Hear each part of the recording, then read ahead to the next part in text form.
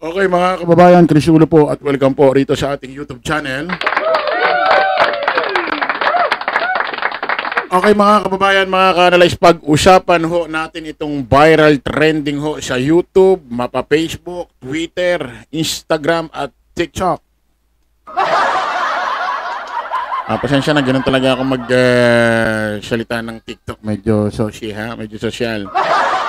TikTok. Hindi. Ganun daw sabi ng mga kabataan. Hindi raw TikTok yun eh. TikTok. Yan natin. Ito mga kababayan. Viral trending ho ito. Na kung saan naaalala nyo, ito hong kampo ho ng KOJC. Especially kampo ho ito ni Pastor Kibuloy. Si Kibuloy, siyempre, kilala nyo naman yan. Yung may-ari ng mga kaluluwa ng DD shit at kaluluwa ng mga KOJC. Yung nahuli ho sa KOJC ni General Torre, yung nakakulong na ho dyan sa may Pasig. Di ba yung nakaraan ho, yung kampo ho niya, KOJC, sa pangunguna ho ni Pastor Kibuloy, kahit na nakapiit ho siya sa kulungan, nagkaroon ho dyan sa isang lugar ho ng Pasig, dyan sa isang gym, Ang pangalan, ang ginawa ho nilang event ay ano ho yan, kick-off proclamation rally.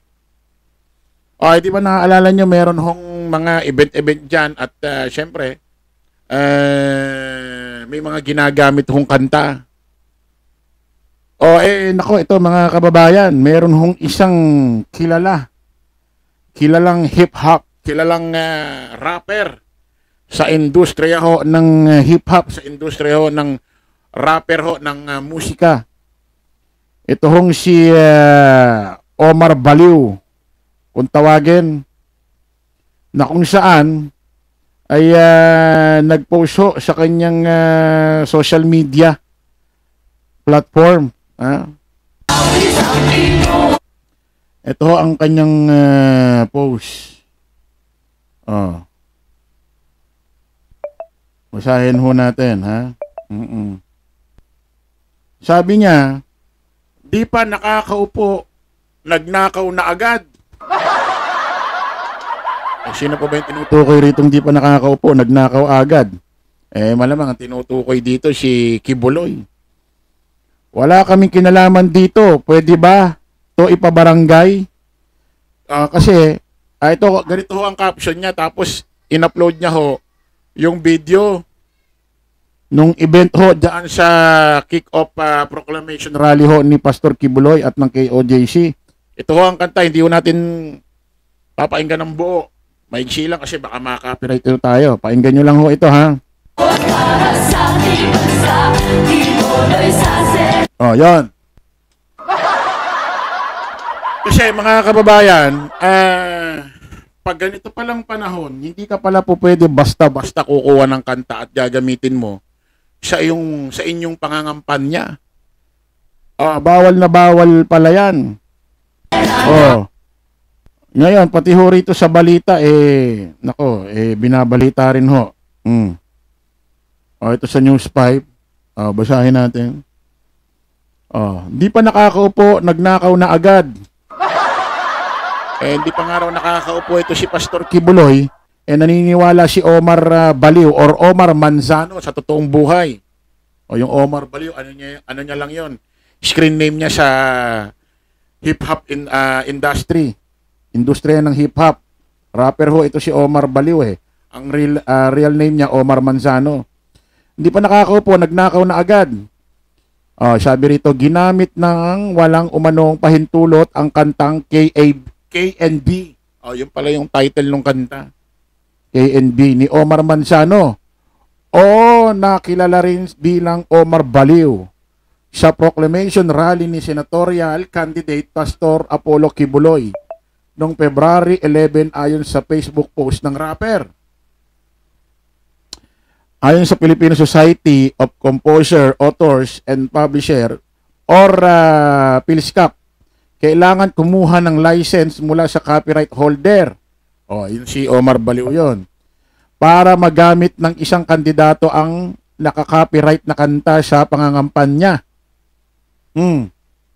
Ay, kasi nga, bawal nga ngayon yan. Kasi gagamitin mo sa kampanya, kailangan pagpaalam mo sa may-ari. Eh, ang nakakaano rito, ano naman,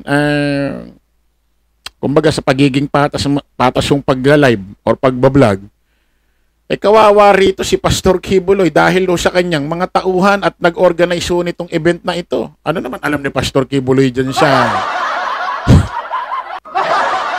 ano naman alam ni Pastor Kibuloy dyan sa gagamiting kanta dyan sa proclamation rally nila dyan sa Pasig nung 11 ng Pebrero. At sisiguraduhin ko, hindi alam ni Kibuloy itong ganitong klaseng kanta. Ano point natin dito? Napapahamak tuloy ang inyong amo dahil diyan sa inyong mga katangahan. Baka nakakalimutan ninyo, ang tumatakbong senador, si Kibuloy, hindi kayo. Kaya lahat ng magiging kapalpakan nyo, babanda, bubumirang kay Kibuloy. Akala ko ba, Pastor Kibuloy, marami kang abogado? Etong mga nag-host sa SMNI, pag nagsasalita ho sa kanilang mainstream media, kung makapagmanamit, kung makapagsalita, akala mo nasa makatotohanan, akala mo may mga alam sa batas. May mga nagsasalita pang abogado dyan na dapat ganito, dapat ganyan, dapat ganito sa gobyerno. Paano tuloy maniniwala ang taong bayan sa inyo na alam nyo talaga ang batas? Konstitusyon sa Pilipinas, itong simpleng kaso, hindi nyo masunod. Copyright.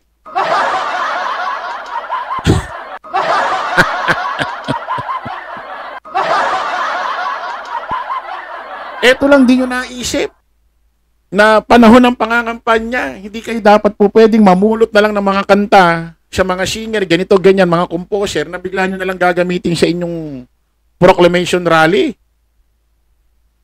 Paano nga naman yung may-ari? Karapatan niyang kumita kasi ginamit nyo yung kanta niya. Di ba maraming nagsasalita diyan, maraming mga nagsasalita diyan na kahit nga hindi abogado, pipiling abogado. O may mga abogado naman diyan. Ganito ganyan din daw, dapat ang kaso ni Kibuloy ganyan ganito. Si Pangulong Bongbong dapat ganito ganyan, wala sa batas ang ganito ganyan. Sama niya natin sa Alpanelo, keso ganyan ganito. Wala man lang nagpayo doon sa event organizer o sino man ang nagbuo ng event na yan na, paalam muna natin sa may-ari ito. Yan ang naaayon sa batas. Wala man lang.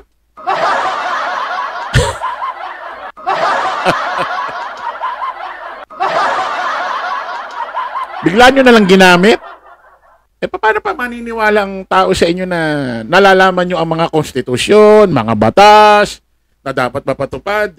Simpleng ganito lang, di nyo nalaman.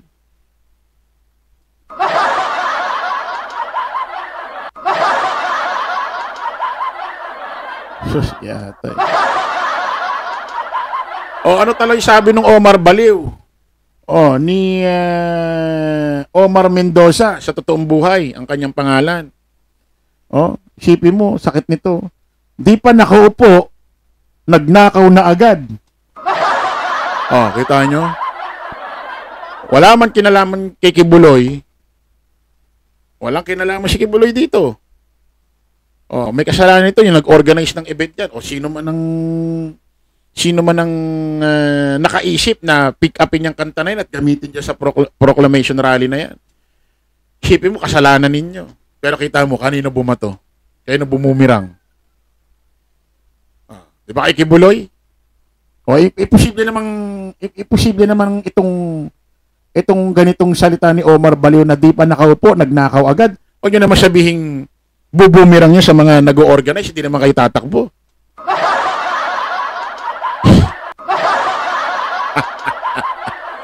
Naturalmente, puti kanino pa ba bubumirang yan?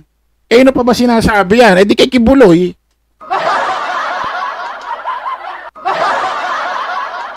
Sipin mo, di pa nakaupo, nagnakaw na agad. Hindi kayo nagpaalam Ano ba namang klaseng ito? Mga tauhan ni Kibuloy. Kaya hindi na ako magtataka, talagang matatalo sa kaso ito si Kibuloy. Puro kayo kapalpakan dyan Dapat Kibuloy, yung mga tao mo dyan, palitan mo na. Walang wenta. Okay, maraming salamat po mga kababayan. Kita-kita ulit tayo sa panibagong live, panibagong vlog. Paalam po pa samantalang yung lingkod, Dos Crisulo. Lagi natin tatandaan. Don't follow the majority. Follow the right way. Maraming salamat. Kita-kits po tayo ulit. Bye-bye.